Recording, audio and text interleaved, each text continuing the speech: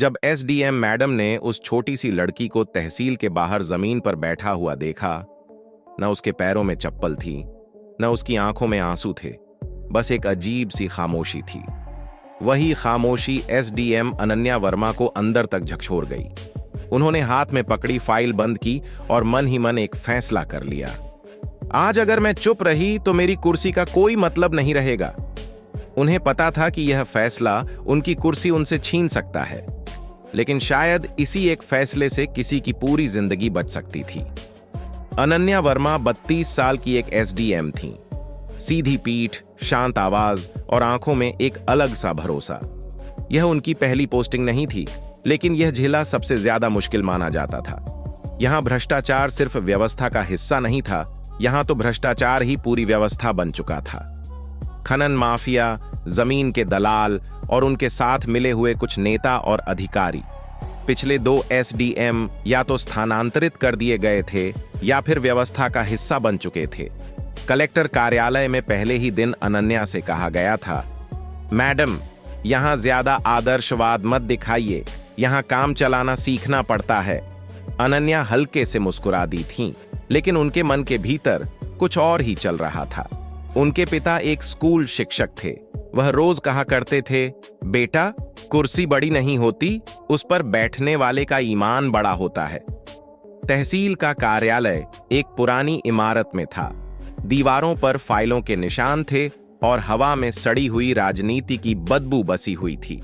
हर सुबह लोगों की लाइन लगती थी, कोई पेंशन के लिए, कोई जमीन के कागजों के लिए और कोई सिर्फ सुनवाई के लिए, लेकिन ज्यादातर लोग बिना सुने ही लौट जाते थे, क्योंकि यहां एक नियम चलता था, काम चाहिए तो खर्चा लगेगा।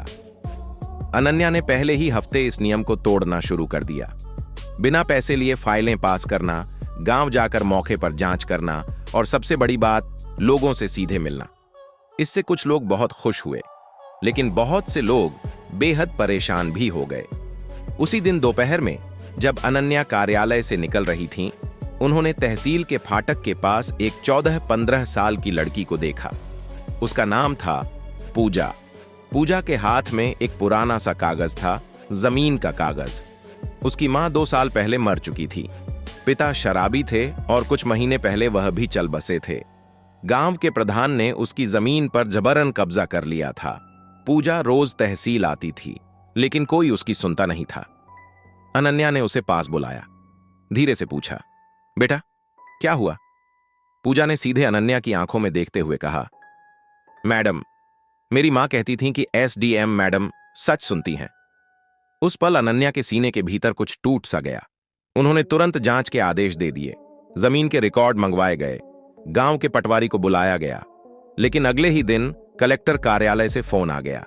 दूसरी तरफ से आवाज आई, अनन्या जी, यह मामला संवेदनशील है, आप थोड़ा हाथ हल्का रखिए। अनन्या समझ गई, ऊपर से दबाव आ रहा है। जमीन के कागजों में एक खनन कंपनी का नाम दिख रहा था। अगर जांच आगे बढ़ती तो करोड़ों का घोटाला सामने आ जाता। शाम को उनके घर एक स्थानीय नेता आए। मुस्कुराते हुए बोले, मैडम, आप नई हैं, हम आपका भविष्य सुरक्षित कर सकते हैं। मेज पर एक फाइल रखी गई और फाइल के नीचे पैसा। अनन्या ने फाइल बंद कर दी और शांत आवाज में कहा, यह पैसा वापस ले जाइए और कल से पूजा का मामला खुली अदालत में चलेगा। नेता का चेहरा एक पल में बदल गया। उस रात अनन्या सो नहीं पाई। मां का फोन आया। मां ने कहा, बेटा, ज्यादा टकराव ठीक नहीं होता। अनन्या चुप रही। उन्हें प्रशिक्षण के दौरान कही गई बात याद आई, व्यवस्था को अंदर से बदलना होता है। लेकिन सवाल यह था, किस कीमत पर? उन्होंने पूजा का चेहरा याद किया और फैसला कर लिया। अगली सुनवाई तहसील के खुले आंगन में रखी गई। पूरा गांव आया, पत्रकार भी आए। अनन्या ने बिना डरे कहा, यह जमीन गैर कानूनी तरीके से ली गई है और मैं आदेश देती हूं कि इस पर से कब्जा तुरंत हटाया जाए। पुलिस को तुरंत कार्रवाई का आदेश मिला। खनन माफिया के लोग चिल्लाने लगे। एक अधिकारी ने धीरे से पास आकर कहा, मैडम, आपका स्थानांतरण तय है। अनन्या ने माइक पकड़ा और साफ आवाज में कहा, अगर सच बोलना स्थानांतरण की वजह है तो मैं रोज स्थानांतरित होने के लिए तैयार हूं। पूरा आंगन तालियों की गड़गड़ाहट से गूंज उठा। 2 दिन बाद अनन्या का स्थानांतरण आदेश आया, लेकिन उससे पहले कब्जा हट चुका था। जमीन पूजा के नाम हो चुकी थी। मीडिया ने मुद्दा उठा लिया। मुख्यमंत्री कार्यालय तक बात पहुंच गई। जांच बैठ गई। स्थानांतरण आदेश रोक दिया गया। कुछ महीनों बाद वही नेता गिरफ्तार हुआ। अनन्या को राज्य स्तर का पुरस्कार मिला, लेकिन उनके लिए सबसे बड़ा पुरस्कार वह पल था जब पूजा स्कूल की वर्दी पहनकर उनसे बोली, धन्यवाद मैडम। यह कहानी सिर्फ एक एसडीएम की नहीं है। यह कहानी है हर उस लड़की की जो व्यवस्था के सामने खड़ी होने की हिम्मत करती है। ताकत कुर्सी में नहीं होती, ताकत फैसले में होती है। और जब एक औरत फैसला कर लेती है तो पूरी व्यवस्था हिल जाती है। आज भी अनन्या वर्मा सेवा में है। शायद उन्हें ज्यादा पदोन्नति न मिली हो, लेकिन उन्हें जो सम्मान मिला है वह हर गांव में मिलता है। आपको क्या लगता है, क्या एसडीएम मैडम ने सही किया?